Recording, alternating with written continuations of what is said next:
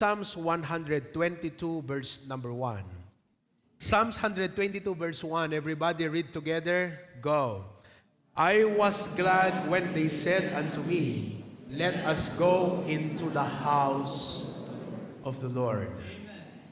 Ang makita nyo po dyan ay imbitasyon. I was glad when they said unto me, let us go into the house of the Lord. Who among of you here today, by God's grace, kompleto kayong pamilya na nandito sa araw ng pagsamba? Pakitaas ka ng kamay. Kompleto kayong pamilya. Yes. And praise God for that. My prayer is that all of us, all our family members, will join us, just like what it was told here, let us go into the house of the Lord. I'm so glad to see the Barangay Chairman of Corocor, Brother Jomar. Taas mo kayong kamay mo, Brother Jomar. Okay. Taas ang kamay, Brad, para makita ka nila. Ayan. Yun. Talikod. Sige pa, taas mo yung kamay mo, Brad. Hindi ka nakita ng AV.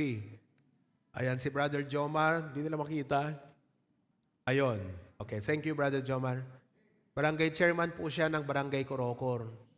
Na-reach out po siya during one of our saturation drive on a Sunday afternoon and came to church. But, syempre, just like some Christians, unfire sa una, dumarating ang time naglalaylo. Pero palagay ko po, talagang Diyos nang tumatawag kay Brother Jomar na bumalik sa kanya. Okay? So glad to see you, kapatid, today. Let's read another verse, Joshua chapter 24, verse 15. Joshua chapter 24, verse number 15. Page 300 in your 5 Bibles, 300. Okay? Joshua 24:15, everybody, let's read together. Go. And if it seem evil unto you to serve the Lord, choose you this day whom ye will serve. Whether the gods which your fathers served, that were at the other side of the flood, or the gods of the Amorites, in whose land ye dwell.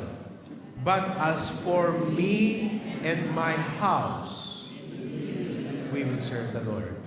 Kanina po, yung binasa natin ay imbitasyon sa pagsamba. Dito naman po ay deklarasyon para sa buong pamilya. Pamilya na magsasamba.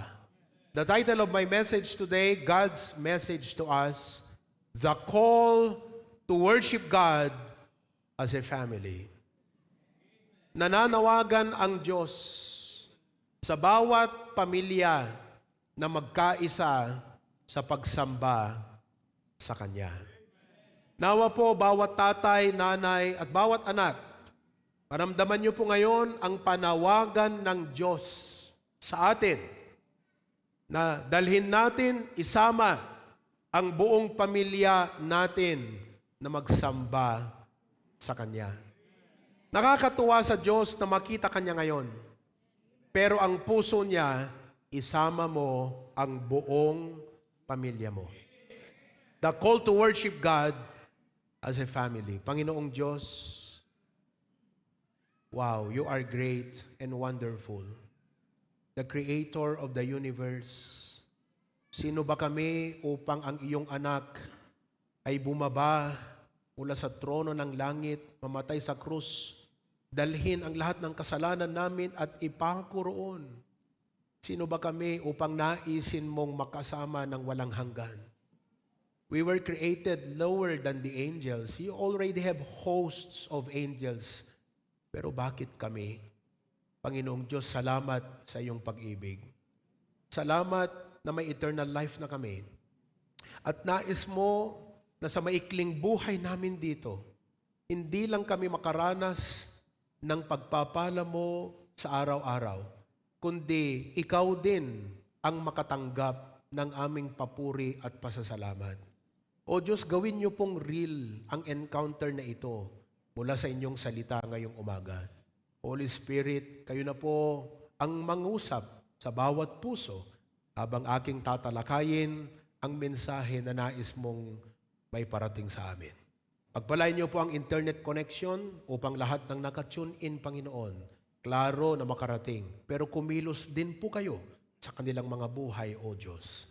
We look forward na sa mga susunod na buwan at linggo, puno ito ng mga pamilya nagkakaisa na sumasamba sa iyo. In Jesus' name we pray. Amen. Thank you very much. Alam ko po na ang buhay ay sobrang busy. Maraming trabaho, maraming responsibilidad, maraming pressures, stress, at nakaka-exhaust, nakaka-drain.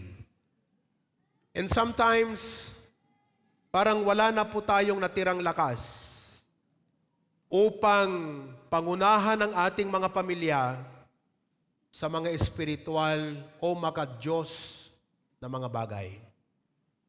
But I would like to tell you the truth today that your spiritual leadership, meaning na ating pangunahan ang ating mga pamilya sa Panginoon, matters more than the other schedules that we have.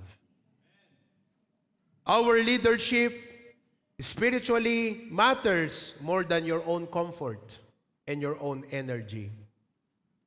Bilang mga magulang, kung tayo po ay magiging passive, meaning, gagawin nyo lang na optional, okay lang kung gusto mo o hindi. Hindi po natin gagawing intentional ang ating obligasyon sa ating Panginoong Diyos. But if we will become passive, our homes will naturally become spiritually cold. But if we parents, especially us, mga tatay, will lead, because that's what we are designed to do.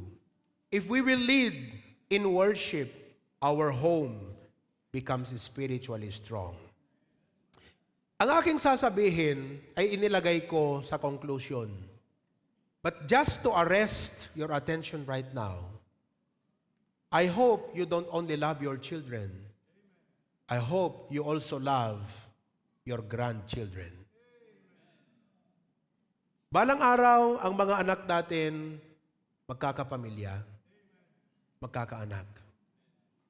And if we did not raise our children intentionally to follow and serve God, we are not doing a favor to our grandchildren.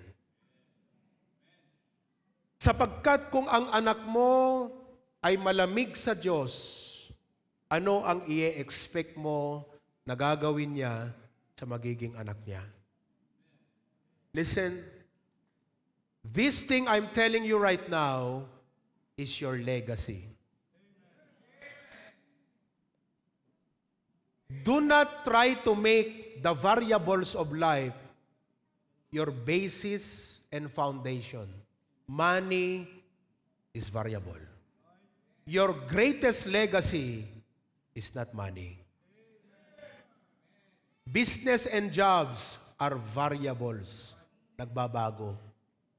That's not your greatest legacy. House, cars, are all variables. That's not your greatest legacy. Ang pinakamagandang maipamana natin sa ating mga anak ay yung constant, yung kanilang dapat relasyon sa Diyos na hindi nagbabago. I lay that burden to you.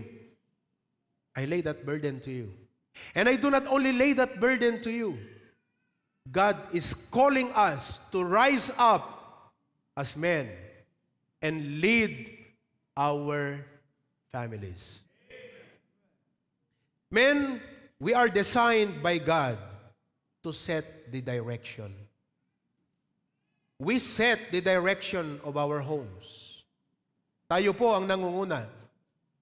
Kaya bilang mga men, hindi lang dapat tayo sa isip na attender sa ganitong church service. tayo ang dapat nangunguna sa ating mga pamilya sa ganitong mga church service. Hindi ka lang dapat attender. Are you listening to me? Is the Holy Spirit of God convicting you right now? Ito po ang masakit na katotohanan at realidad. Na pag hindi tayo nag-take initiative na i-lead ang ating mga pamilya, di natin ito ginamitan ng puwersang may pagmamahal, pressure na may pagmamahal, firmness na may pagmamahal. Pag hindi natin ito ginawa sa ating mga pamilya, hahatakin ng mundo ang ating mga anak. Tandaan niyo po, malakas ang hatak ng sanlibutan. Malakas ang hatak ng mundo. Kaya kung totoong mahal natin ang Diyos, mahal natin ang ating mga anak, at ang magiging apo, siguraduhin natin ang ating mga anak ay lumaki sa tamang pananaw, tamang purpose, at ganun ang gawin nila sa kanilang magiging anak. And let's do that with purpose. Kaya hindi pwedeng kung ikaw ay attender ka lang, parang passive, nasusway ka lang. We should be the one to lead. We should be firm. We should force our family with love. Gawin natin sapagkat mahal natin ang Diyos at mahal natin ang ating mga anak at kinabukasan ng ating magiging mga apo. I know it's tiring. Life will push you back. Grabe ang mundo eh. Grabe talaga. Satan will weaken us. At marami sa atin malamang mahina. Satan will oppress us. Kung ano-ano ang gawin ng dyablo para hadlangan tayo, i-discourage tayo, matisod tayo, hindi lang makapag-worship sa Diyos. Satan will weary you. Hindi ka man pagod sa trabaho, pagod ka sa kakaisip ng pangangailangan ng pamilya mo. Doon pa lang nakakapagod na yun. Anong gagastusin namin bukas? Magbabayad ng tuition po yung anak ko. Humihingi na naman ng pang-project niya. Humihingi ng pambili ng kanyang gamit sa eskwelahan. Malapit na naman ang December kung ano-ano na namang mga commitments at lahat. Magre-regalo daw sila at ganito, ganyan. Panginoon, kapagod sa isip, kakaisip ng mga problema. Iba pa yung pagod na pumunta ka sa trabaho at napakadami. Listen to me, Satan will weaken us. He will oppress us. He will weary us. But I have a good news for you. God's grace will enable you. Kung willing ka lang na manindigan, sasabayan ka ng biyaya ng Diyos. At kung saan at kailan ka mahina, ang biyaya ng Diyos ay kaya kanyang itayo upang maitaguyod mo ang iyong pamilya para sa ating Panginoong Diyos. At ang ating mga anak, nanonood lang sila sa atin. Nakatingin. Nandyan lang sila. That's why I bring to you the call of God today for intentional leadership in the home. Intentional leadership. Intentional leadership in the home. A leader who truly loves his wife, loves his children, and cares for the future of the next generation. A leader who truly loves. Alam niyo po, itong bagay ng worship, gusto ko lang magbigay ng doctrinal foundation, konting kaalaman. Dalawa po, una sa lahat, may tinatawag tayong personal worship and church worship. Dalawa po yan.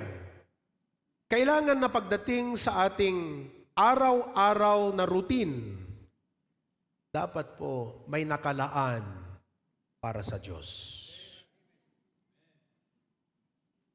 Ang worship po ay pinapakita mo ang halaga. Because every day in your daily routine, you need to set aside that time for God. Pag gumising ka sa umaga, hindi ka gigising para magtrabaho. Hindi ka gigising para pumasok sa eskwelahan. Gumising ka para sambahin yung Diyos na gumising sa'yo. Kasi hindi trabaho ang gumising sa'yo. Hindi po eskwelahan ang gumising sa'yo. Tama po ba ako? Kahit naman, sinasabi ko sa inyo lagi, ilagay mo sa tabi mo ang pinakamalakas mong alarm clock. Pag hindi ka ginising ng Diyos, hindi ka gigising. Kaya mga kapatid, pag gumising tayo sa umaga, dapat lamang naharapin natin yung Diyos na gumising sa atin na muli tutulungan tayo ng buong maghapon. Iningatan tayo sa pagtulog ng magdamag. That is personal worship. Kaya bilang pastor, ang tugon ko dyan, hindi lang po pinapangaral sa bibig, ini-implement sa church. Kaya po, kita nyo po, pinupilit ko kayong bumili ng daily bread. Pinipilit ng pag-care bilang pastor. Pipilitin ko kayong bumili nito. Walang kita sa church dito. Pinakosting ko lang kung magkano nga abutin. Pipilitin ko kayo araw-araw na pagbangon nyo, asan ang mga realization nyo sa devotion. Amen po ba? At katulad po ng ganitong ka-intentional ng inyong pastor sa inyo, ganyan din dapat ang ating gawin sa ating mga anak. Be intentional. It's not just what you say. It's what you initiate. It's easy to say for me now. And after 1 week, you will forget everything I said today. What you need to do is to initiate. Kayo mga kapatid, by ratio and proportion, tignan nyo,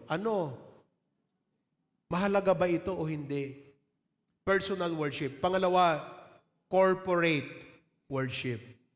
Ito po yung ating commitment to be with the people of God, to serve God. Alam nyo itong dalawa, both are necessary. Are you with me? Kasi pag pinabayaan mo itong isa, aapektuhan niya itong isa. Kung hindi ka nagde-devotion and meeting with God every day, wala kang apoy na dumako sa church para sumamba sa Diyos. Pag hindi ka rin nag-church, wala kang pagkukuhanan ng apoy para maging maalab yung daily time mo with God. Both is complementary. When you strengthen this, it helps this. When you strengthen this, it will help you perform this. This is the two rhythms of a godly man. Kaya siguro ang iba sa atin, pag pumunta sa church, hindi po ready. Kasi po wala tayong personal quiet time with the Lord. Kaya mga kapatid, listen, personal worship and church worship are both important. Hindi yung pwede sabihin, nagko-quiet time na ako, nagsas-worship na ako sa Diyos sa aking bahay, kahit hindi na ako pumunta sa church. Hindi po. Both are commanded by God. Both are commanded by God. Pangalawa, na gusto kong maunawaan po nyo, yung salitang worship. Worship. Worship comes from the word worth-ship. Ang salitang worth, it shows halaga. Worship is declaring who is the highest in your life. Tanungin ko kayo, sino ang pinakamahalaga sa buhay mo? Hindi po natin tatanungin, may time ka ba? Kasi you will find time sa pahahalagahan mo. Are not your children important? That's why you find time for them. Is that your family important? Yes, that's why you find time for them. They are important. Pero sino ang pinaka-mahalaga? Kasi hindi na po magiging issue yung wala akong time. Because you will find time for what is important to you. For example, kung agaw buhay ka na, papasok ka pa rin ba sa trabaho? Health mo na ang mahalaga dun. Hello? That's why you will go to the hospital. Are you with me? How about God? Just this thing. That is why ang pag-worship, mga kapatid, ay pagpapakita ng halaga. And listen, parents, do not expect your children to value God if they don't see that in us. Alam niyo itong sinasabi ko sa inyo, hindi lang po patama ito. Hindi yung basta't pinapatamaan ko, hindi po. Gusto kong makita niyo ang Diyos ang nananawagan sa atin. It's God who is calling us to lead our family to worship God. Which means that intentionally, we need to do extra effort, do something you have never done before, so that our family will do something they have never done before. Kasi kung tayo, passive lang tayo, pa-attend, but we are not willing to do something we've never done before. Yet God is telling us, God is telling you, lead your family to me. And that requires you to do extra mile. How will your family do something they have never done before if you are a passive leader in the home? Mga kapatid, nananawagan ng Diyos sa atin. That's the message today. It's the call of God. Hello? Men, are you still alive? Are you still there? I hope after this, magpasya ka. Sabi mo, Panginoon, sorry, guilty ako habang nagpipreach si pastor. Kayak nga ilit ti pamilyak nga mapanagmall. Kayak nga ilit ti pamilyak nga mapanagbakasyon. Bakit hindi ko kayang ilit ang pamilya ko kung para sa'yo? Ikaw, tinatawag mo ako to lead my family to you. Now listen, pagdating sa worship, iba po yung nagsamba at nagsimba. Gusto ko maunawaan nyo yung mindset. Kasi yung iba sa atin, pag linggo, magsisimba ako. Hindi po. Dapat ang mindset natin, pag Sunday, tayo na, magsasamba tayo. Kasi yung magsimba, to attend. And that's probably the goal of many of us. And God says, can you level that up? Pwede bang i-level up mo sa pamilya mo na hindi lang pumunta sila sa church para magsimba? I-level up mo ang pamilya mo and pressure them out of love para ang level nila magsamba sa akin at hindi lang magsimba. Ano po ang involve pag tayo ay nagsamba sa Diyos? Let me share to you several things. Una, worship means adoration. Worship means adoration. It means we honor the King. Amen? We come to honor the King. Number 2, worship is attention. Worship is attention. Pag pinagsama po natin yung adoration, pagsamba, bow to the King, and attention, ibig sabihin, pag pumunta ka sa church, ang dapat makita mo sa lahat ng parte ng service, God. Pag kumanta ang choir, dapat nakikita mo ang Diyos habang sila kumakanta. Pag nagpaawit si Patpat, although may mistake minsan si Patpat, akala niya First Fruit Sunday ngayon. Natawa ako. Pero pag nagpaawit siya, you must be able to see God. The word see God means you are not here just to attend. You're here to worship Him. That's why you need to practice that reverence at home. Gather your family. That personal worship at home must be a training when you come to church. Hindi yung habang nagde-devotion kayo, adagtak-detakter, kikinulit. Tell them, this is worship. Ganyan ang gagawin nyo sa church. We are here to worship God. Kausap natin ng Diyos, tumigil kayo. Give reverence to God. Hindi po automatic sa tao yan unless merong malakas na puwersa na mag-inculcate sa kanila na yung taong yan may concern at puso para sa kanyang pamilya at para sa Diyos. Hello? So when you're here, that means you're attending to God. Pag kumanta na, bless God. Bless God. Yung, bless God. Ang tinitignan mo, pira, no? Mas maganda sana kung ganun yun. Ha? Anong ina-attenan mo? Worship is adoring God. I know many of us, listen, the world is very loud. The needs of life, the call and the demands of life, pangangailangan, panggas, pangkain, all of this crowd your mind. And when you come to church, you cannot even focus. You cannot even concentrate. Because you were so tired the whole week. That is why when you come to church worship, you really need to be intentional with it. Because you did not just come to attend. You came to worship. And worship involves adoration. It involves attention. This means walang ibang attention kundi ang Diyos. Undivided attention. That's why, listen, bilang tugon, meron po tayong rule sa ating pagsamba na habang nagsimula na hanggang katapusan, walang magsi-cellphone. Hindi ho dahil rule lang ito na maganda. Pero we are worshiping God. And we want to give Him undivided attention.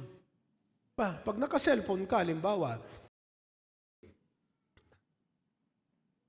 sabi mo, ang katwiran mo, dito ako magti-take notes.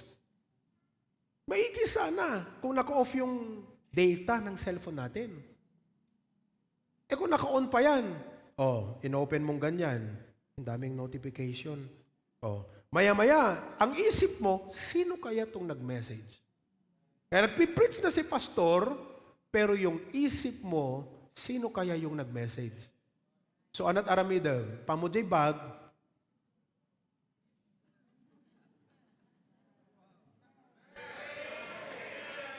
alam mong ginawa mo? Nagsimba ka, pero hindi ka nagsamba.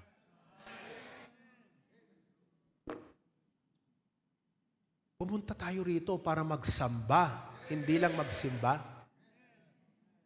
That's why we don't use this.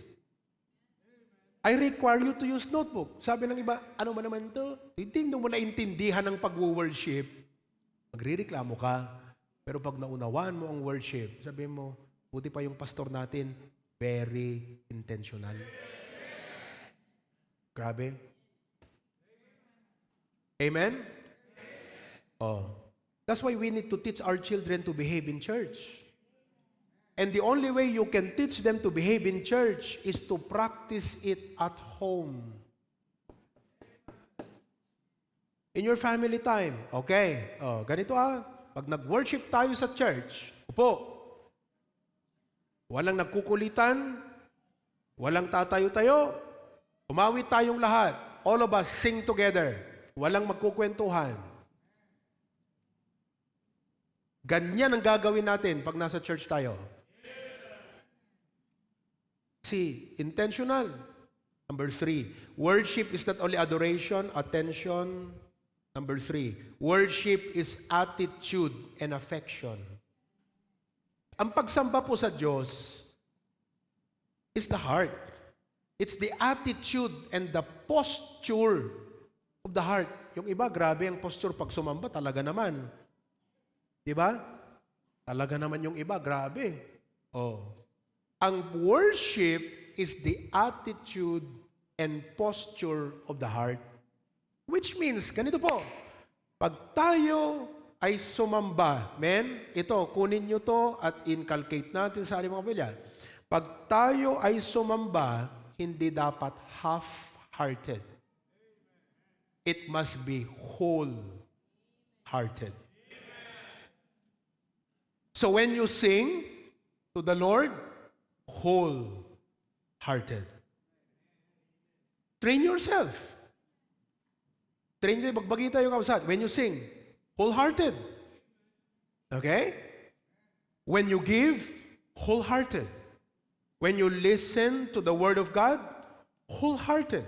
And I believe, kahit sino naman, pag binigay niya ang wholehearted sa kanyang pag-worship, he will do that with excellence. Sabi ng Bible, whatsoever thy hand findeth to do, do it with thy might. We give our all. Are you listening? So when you worship, it must be wholehearted. Life is hard. Circumstances make it very hard, make it very inconvenient. But God is delighted and honored when you come to God and say, Lord, you know what? I'm very tired this week. Pero thank you, you helped me this week. Ang dami kong na-accomplish sa linggong ito. Salamat, Lord. And I am here to give what you deserve. I will worship you, Lord. Huwag tayong pumunta rito na nasanay tayo na parang worship the way you want. Worship when you want it. Sing when you want it. Wala ko sa mood eh. Nagsimba ka, pero hindi ka nagsamba. Tapos lalapitan ka ng usher, kapatid, kumanta ka. Dami kong problema. Yan. Hello? Oh. Lahat tayo dapat, when we worship, whole heart to the Lord. Sabi mo ka sa katabi mo, wholehearted.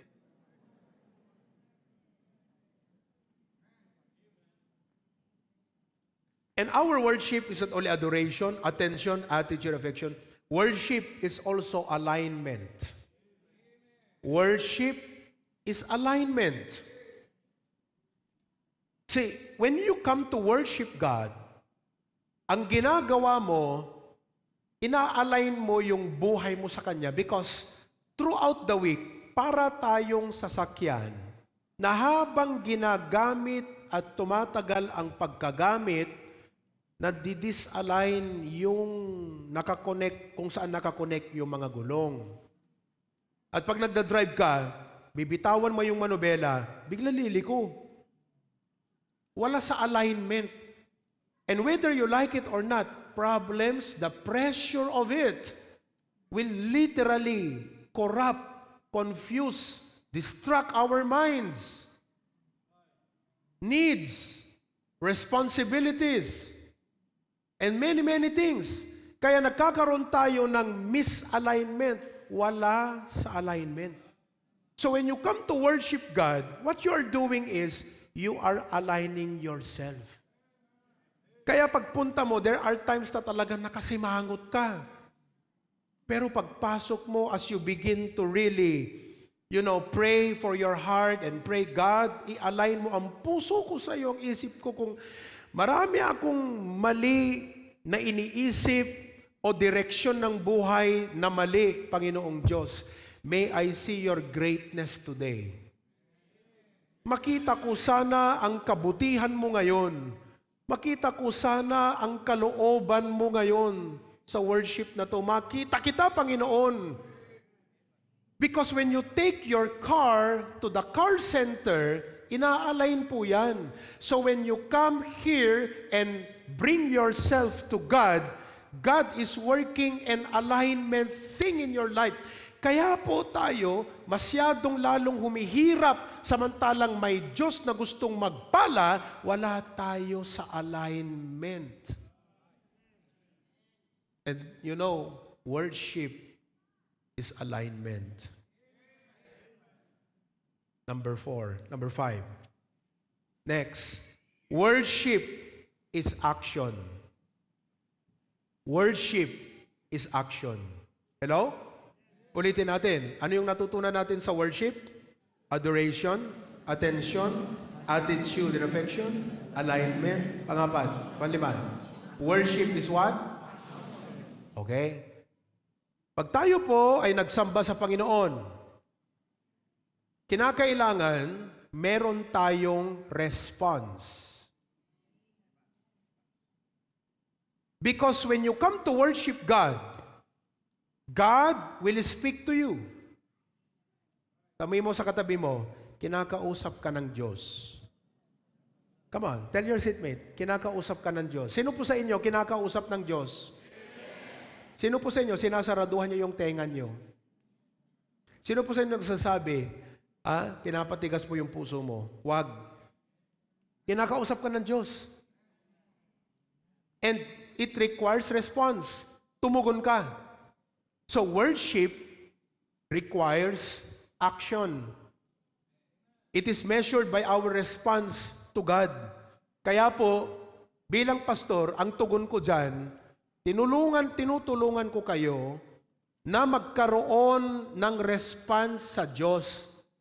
That's why as a pastor, I am aware of that eh. Hindi pwedeng pumunta ka, tapos umuwi ka, masabi mo lang na, oh Lord nag-report ako. Lord na-check mo present ako. Sometimes, that's how we treat God. Like we feel that when we come to church, we did God a favor. Oh, Panginoon pagpapalain mo na naman ako. Inuna kita, present ako. Listen, coming to church, especially in worship, is more than your attendance. It's your response. Nag-preach ang pastor, salita ng Diyos, kinausap ka ng Panginoon. Halimbawa, preach ako ng giving. Ilang linggo nang nabanggit ko, nagbibigay ka na ba? Nagtatites ka na? Tapos sabi mo, nag-worship ka. Ang worship, may action. Pagkatapos nung meeting na yan with God, pag uwi mo, sige Lord, kung anong sinabi mo, gagawin ko. Kasi tignan nyo, look when a nation or when the people gather and the president comes, they show their obeisance. President, napansin ko nga yung mga opisyal ngayon, pag nakikipagkamay, nilalagay pa rito. Hindi ko ano kaya ibig sabihin nun. Napansin nyo ba yun? Makipagkamay kayo sa pulis. Hello sir. Gaganyan niya. Ano kaya ibig sabihin nun? Diba? Siguro ang punto niya, I am here to serve. I am willing to serve. Siguro yun, di ba? Oo. Pero kapatid, pag may gathering at nandun ang king, nandun ang president, ibig niyong sabihin, puro ganun lang? Hindi ba magsasalita yung hari? Hindi ba magsasalita yung president? Pagkatapos ng lahat ng mga serenading na yan, mga entrada na yan, mga entourage na yan, mga banda, lahat-lahat, para doon sa presidente, para doon sa hari, at lahat talagang naka-atensyon, lahat talaga nandun. Anong highlight? Anong highlight po? Magsasalita ang hari. Kaya po dito sa ating church worship, nandyan ang singing, nandyan ang choir, ushering lahat, naka-atensyon. Kung saan ka sinabi ng usher, doon ka, orderly, nandun, napakadaming detalye. But the focal point, magsasalita ang hari. Tatayo na ang pastor. At sasabi ng hari, address to the nation. I saw this problem, we'll do this. Ito ang gagawin natin. Tutugon ang mga pulis. Tutugon ang mga kabinete. Lahat ng nakikinig habang nagsasalita ang hari, nag-iisip, nagtitake note. Ito ang tugon ko. In my capacity, in my position, bilang sinabi ng President at hari, tutugon ako sa kanya. Same thing. Pag nag-preach ang pastor, it's not just another message. Another day, another message. Another Sunday, another preaching. Hindi po. Mensahe yun na nagdidirect sa atin. Kaya nga kung wala sa iyo yung atensyon na talagang Diyos ang gusto mong makita, ang makikita mo lang si pastor, tinamaan ka na naman, ayan na naman, si pastor, pinatabaan na naman ako. Kasi hindi mo nakikita ang Diyos, kapatid. Pero kung talagang you came with a heart to worship and attend to God, tinamaan ka, wow, Lord, grabe yun, ang bigat nun. Buti nga, hindi ka nagsasawang tirahin ako, Lord eh. Amen? Oh. So ngayon, it requires what? Action. At bilang pastor, I know that. That is why, listen, as much as I spend many hours to prepare the manuscript of my message to you, I know that's never enough. Because what I am concerned about is not only how good and effective the delivery of my message is, it's your action that counts after all. Kaya sabi ko, Lord, hindi ko lang dapat galingan ang aking preaching. Dapat i-follow up ko sila sa action. Kaya po, meron tayong realization time. That is why I would like to require, at kung kailangan pwersahin ko kayo, pilitin ko kayo, that's out of love as a pastor. Out of care sa'yo. Naunawaan po natin. Kaya magmula ngayon, total nabanggit ko na rin lang ito. I have the list of all members. Kung may miyembro na hindi pa magre-realization sa kanyang narinig sa araw na to, expect me to either message you or call you. I will go after you. Pero hindi ako parang pulis na huhuli sa'yo. Gusto kong may apply mo to. May action ka dapat. And you cannot draw action without realization. Dapat ka, kung miyembro ka, isipin mo, buti pa si pastor, oh. Intentional na pinaparealization. Kaya mula bata, lahat tayo ay dapat magbigay ng realization. Are you still alive? Now, let's go to the message. Uy, introduction lang yon? Oh, doctrinal foundation yon.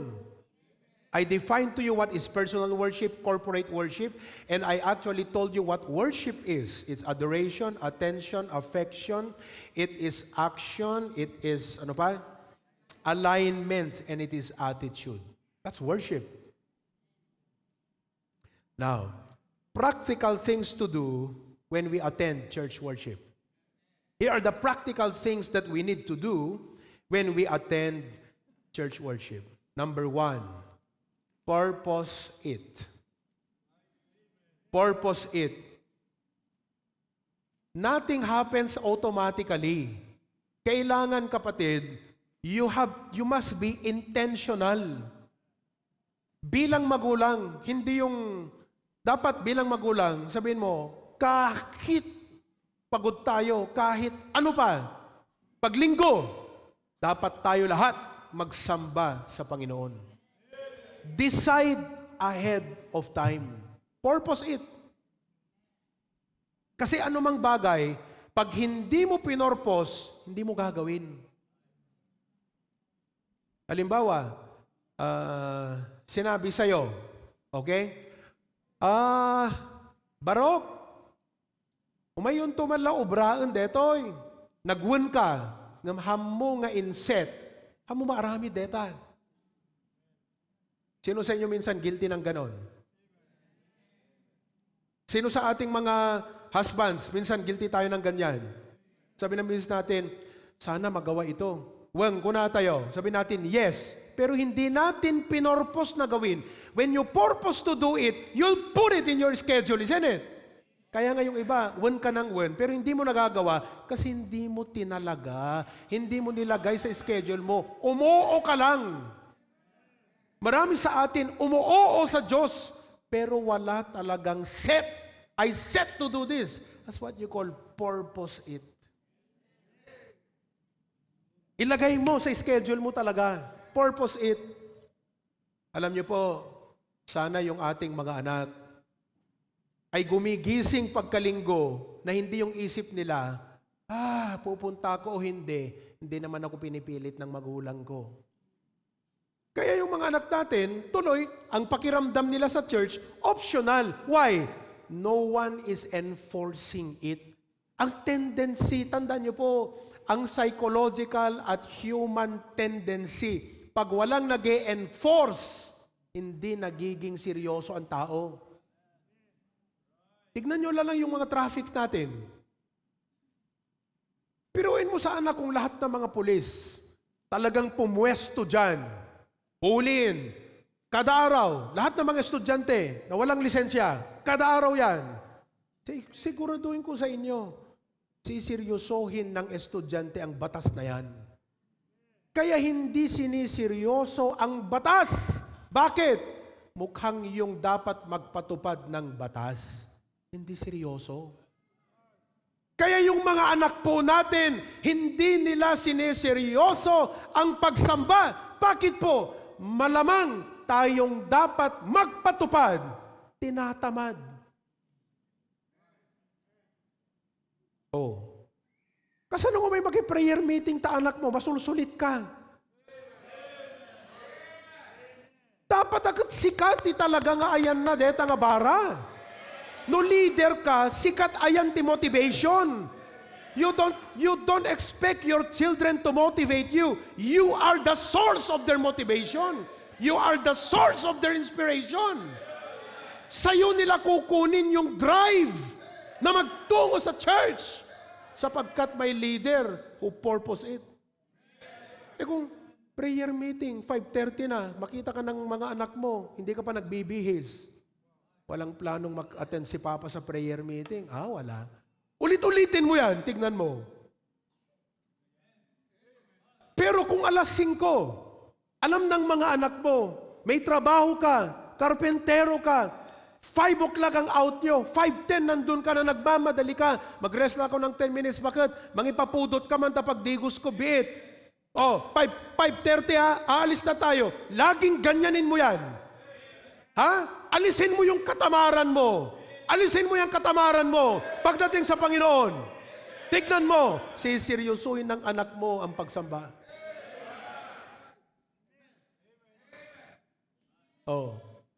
Leadership ang kailangan. Tandaan niyo po, everything rises and falls on leadership. Wala kang sisisihin. Leader lagi ang problema dyan. Kaya pagdating sa tahanan, leader din, mga kapatid, ang susi sa loob ng tahanan. Leader! Men, let's rise up to lead! Hindi yung misis pa natin na maglilid po sa atin, siya pong magmomotivate sa atin papunta sa church. Samantalang tayo dapat. Be intentional. Nagsadot-sadot ka kapsat no para ti Apo. Walang tatamad-tamad kung para sa ating Panginoon Diyos. Hindi po niya deserve na ang ating isumbat sa Kanya. Tinatamad ako, Lord, pagod ako. Hindi po pwede yon. Kung para sa Diyos. Kayo na lang mag-judge dyan. Sabihin nyo sa Diyos yan. Kayo na lang po. Baka sabihin nyo, pastor naman, grabe naman. Sabi Psalms 122, I was glad when they said unto me, let us go into the house of the Lord. Sana po, ito ang burden at panalangin natin para sa ating mga pamilya. Especially po, kung may mga pamilya tayo rito, and I say this, as I preach this, please remember, I pray for you. Kung kayo po'y pamilya, hindi nyo kasama ang husband nyo, o hindi nyo kasama ang wife nyo, naipag-pray ko na kayo. Hindi nyo kasama ang parents nyo, may mga anak kayo na matigas ang ulo, ipag-pray ko na kayo.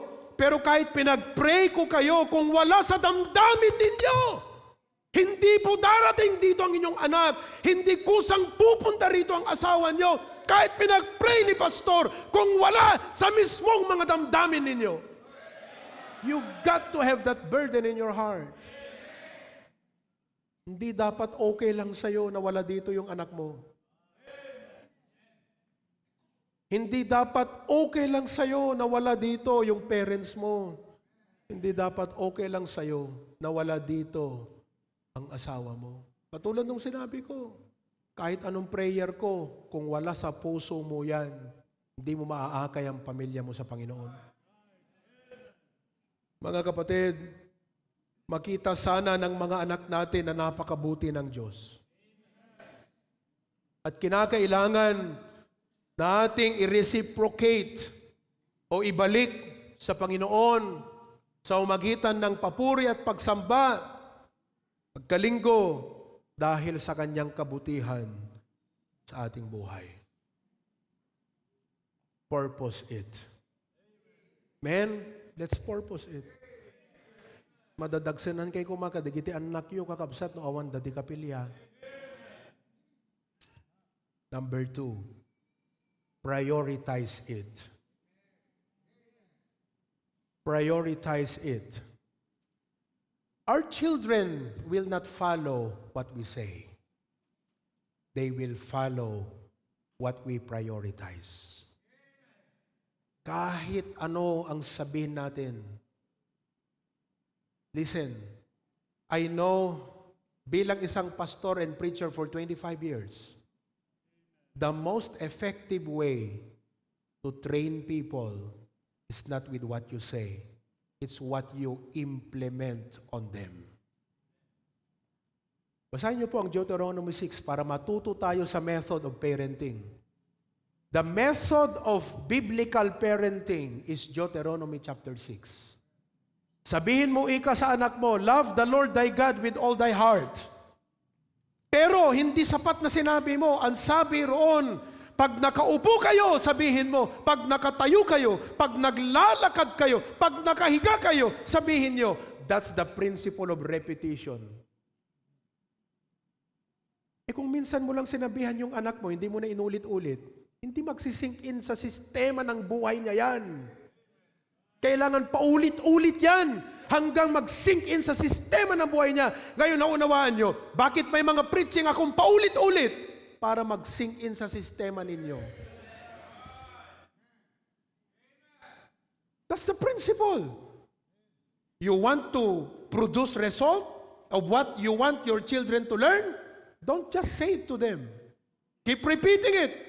Ano sabi ng Biblia sa Deuteronomy chapter 6, itatak mo dito sa iyong noo. Ilagay mo yan dito. Ilagay mo sa poste ng bahay ninyo. That's the principle of visual. Let them see. Kaya sabi sa Bible, teach it diligently. Are we diligent? Tayo nga.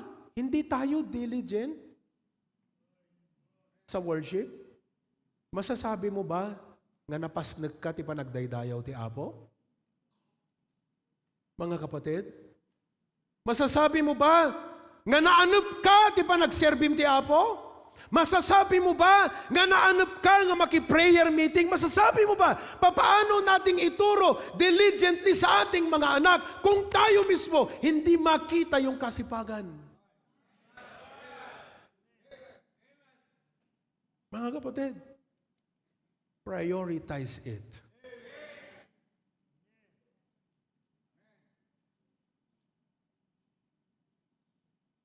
When we prioritize it, do you know what we are telling our children? Anak, school is important.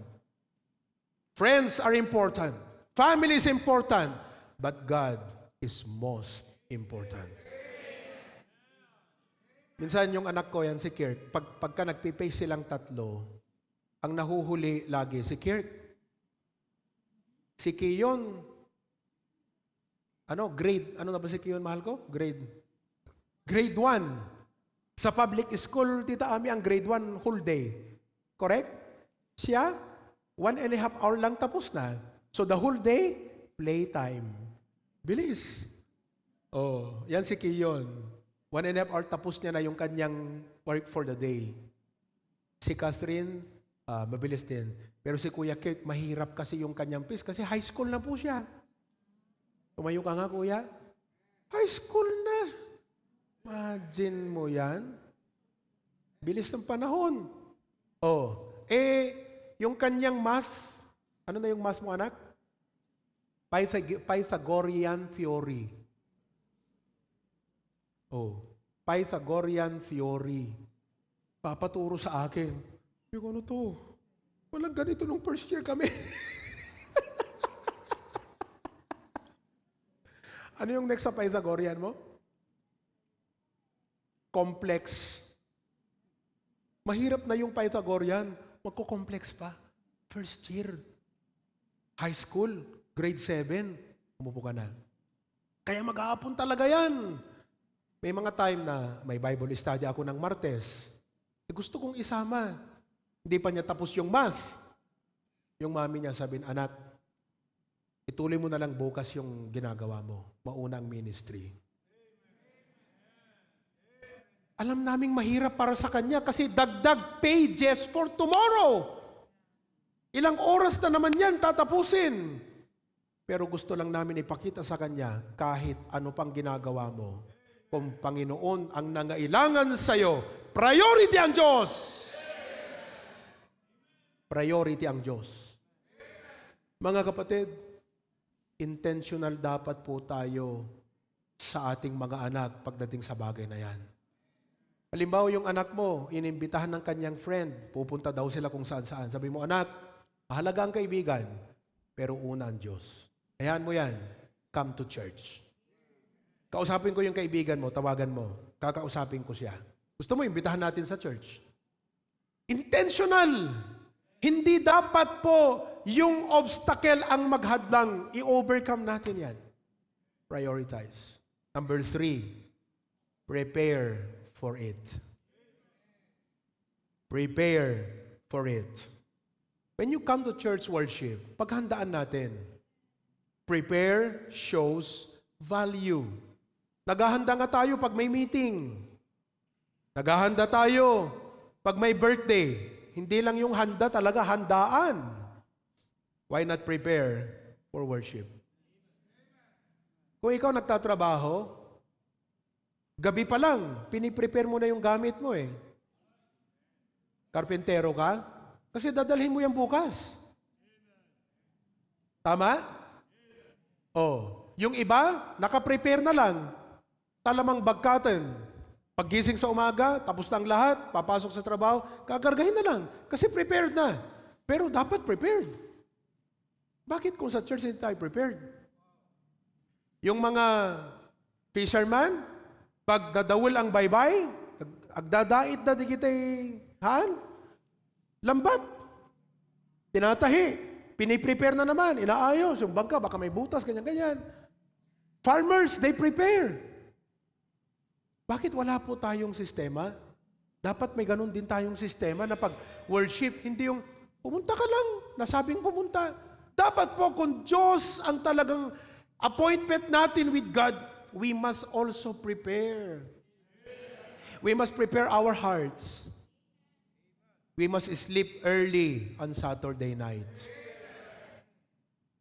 Check your children. Tulog na ba yan? Dapat alas 10 tulog na yan. Akin na yung mga cellphone nyo. Worship bukas.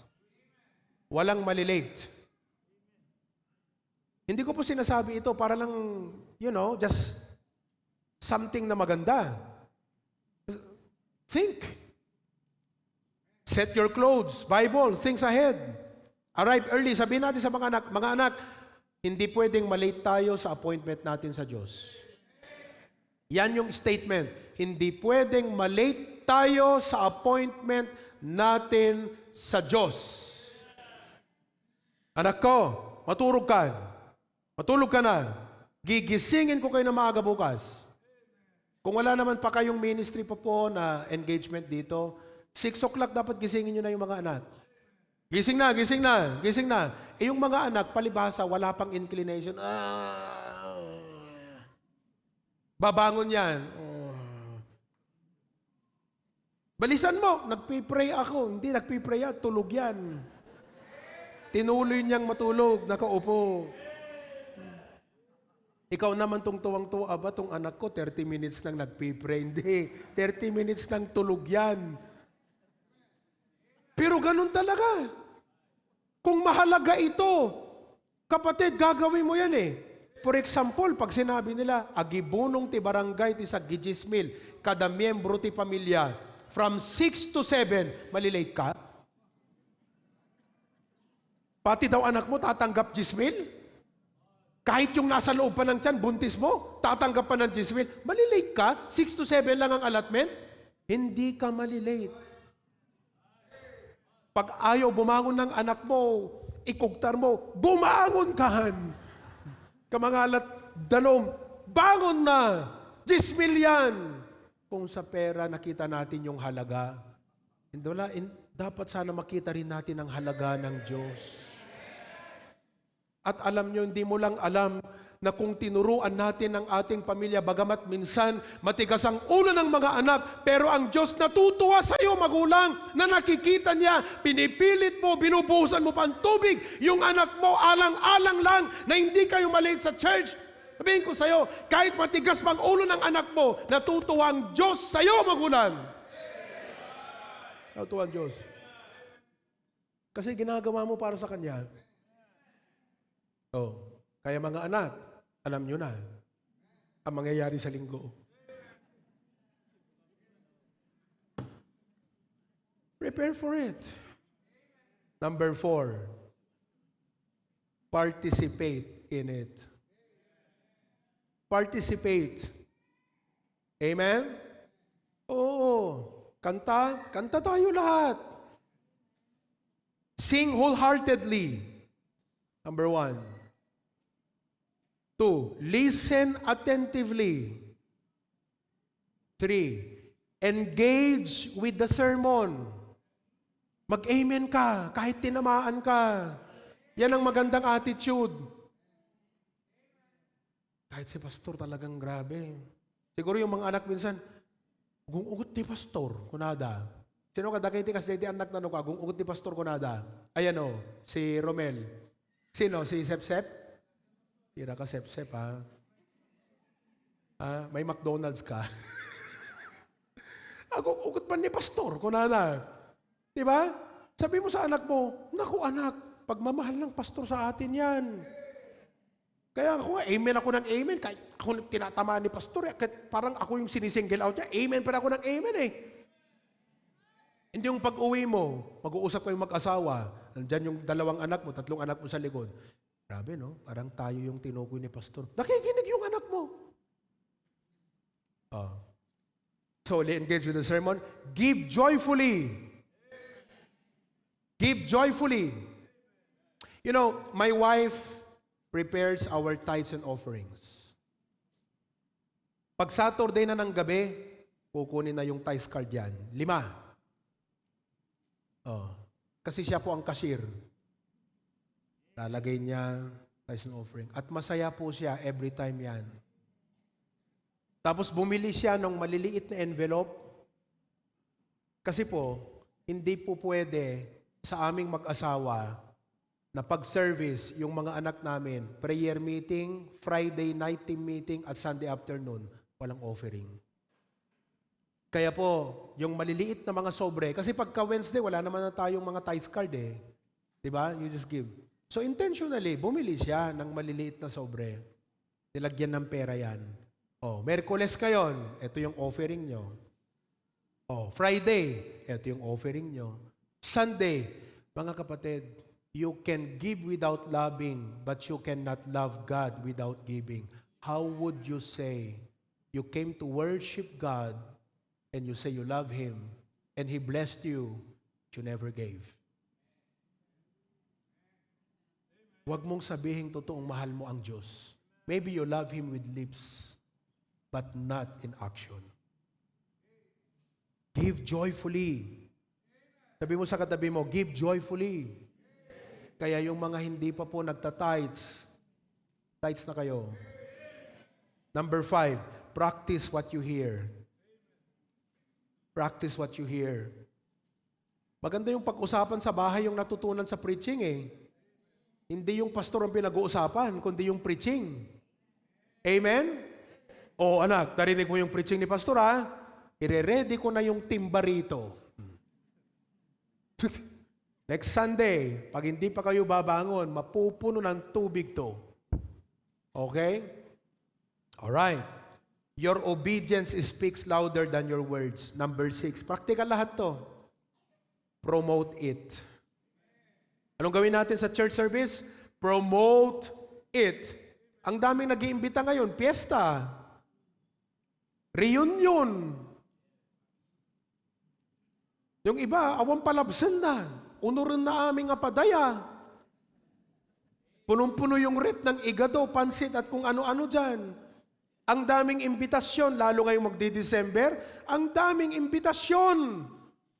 Mga kapatid, ito'y mga okasyon lamang. Ito'y pagsamba sa Diyos. Bakit hindi natin ito iimbita sa iba? Imbitahan mo yung kasama mo sa trabaho. Imbitahan mo yung pamilya mo, kapitbahay mo, mga classmate mo, kaibigan mo. Imbitahan mo sila. Let me close with this. Mga kapatid, the greatest thing that we can give to our family is not just money and comfort. It is spiritual leadership. It will be challenging. Yes, who among of you would believe it's challenging? It will require sacrifice. Totoo yan. Pero, grabe naman, para sa Diyos yung sakripisyo mo. Bakit? Pagkakaitan mo ba ang Diyos? Para sa Kanya to? Kaya, sige tayo, sacrifice tayo para sa Kanya. Number 1, deserve niya. Pangalawa, grabe naman kung siyang magpala, kapatid. Ba't mo tinitipid ang para sa Kanya? Yes, it will require sacrifice. It may feel inconvenient. Kasi nga iniisip mo, linggo, sana matulog ako. Kasi kinabukasan, magtatrabaho na naman ako. Pero hindi. You feel more rested. You feel more blessed when you come to worship God. But by God's grace, it can be done. At ang kagalakan natin dito ay dahil doon sa why. Bakit ko ito ginagawa? Para ito sa ating Panginoon. Kung para sa Panginoon, walang mahirap. Kung para sa Panginoon, walang sakripisyo. Kaya lahat yan. Kung para sa Panginoon, walang malayo o malapit. Kung para sa Panginoon, mga kapatid, walang inconvenient. Kung para ito sa ating Panginoon. Let us build our homes. Let us influence our generation. Ilagay mo nga itong last part na aking quotation dyan. Your worship is your legacy. Lead well, worship fully, and watch God transform generations. Katulad nung sinabi ko po kanina, we are doing this not only in favor for our children, but in favor sa ating mga grandchildren. Kasi po yung mga anak natin, inuulit ko from the intro, pag napalaki natin sila sa ganitong sistema ng buhay, yan din ang gagawin nila sa kanilang magiging mga anak. Pero pag hindi tayo naging intentional dito ngayon, yes, lalaki sila, matatalino, magagaling, talentado, pero wala namang passion sa Diyos. What will you expect they will do to their children? Mawawala, unti-unti, mawawala yung passion sa Diyos. And I will tell you what, that atheism is only one generation away. Don't be surprised if your grandchildren will grow to be atheists because we failed to Christianize our children, to impart Christ and the Bible to our children. Mga kapatid, alalahanin nyo, ang pastor nyo ay nananalangin para sa inyong lahat. Pero ano naman ang magagawa ng panalangin ko kung tayo mismo wala tayong burden sa ating pamilya? God is calling our families to worship God. And that call must be first of all received by fathers. Received by parents. My family is very young. But praise God, we're doing the best we can to teach our children to serve the Lord. Last week, sabi ni Kiyon sa amin, kasi, kailan ba yun, mahal ko? I think in a Bible study or what? Sabi ni Kiyon, tinanong niya si mami niya, Mami, am I saved? And he is 7 years old. Mami, am I saved? Wow! Ligtas ba ako? Pag namatay ba ako sa langit ako pupunta? Na-burden kami.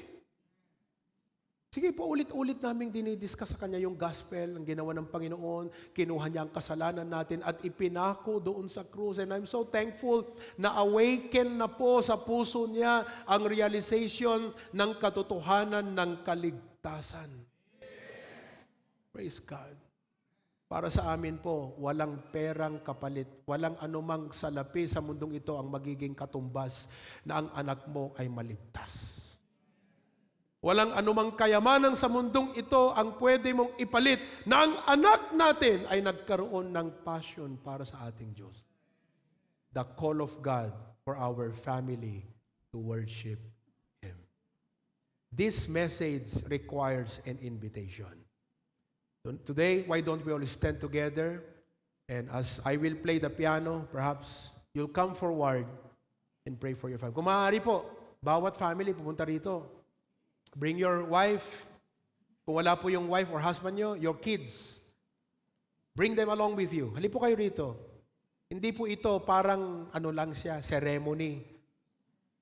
Fathers, if God spoke to your heart today, Diyos talaga nang usap sa'yo, will you come? I know it's not easy. Amen? But let's do this together. Let's do it.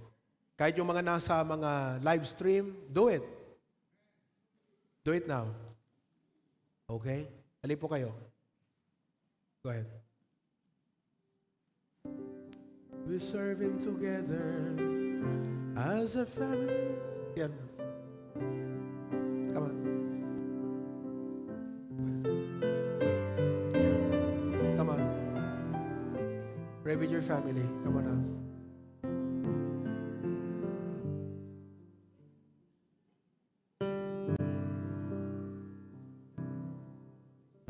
Wag tayong papatalo sa hirap ng buhay. Wag tayong padadaig. Don't let the hardness and hardships of life. Yan.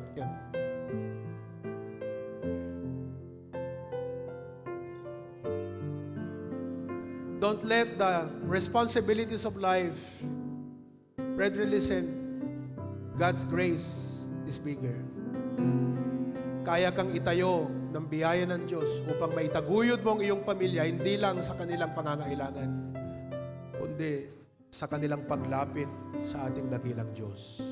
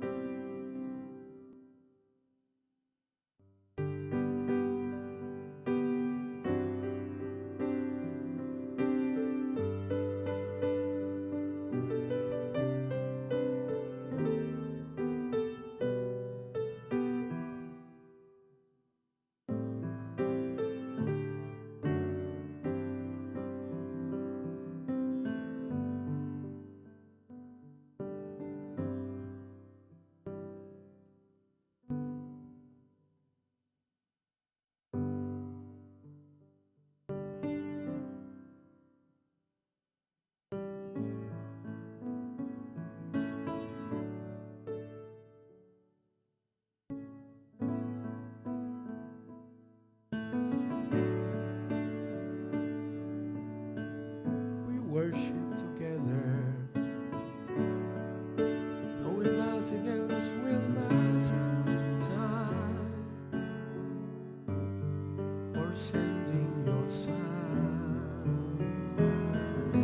we've chosen together as a family to serve Him forever, knowing nothing else will matter in time. We've made up our minds.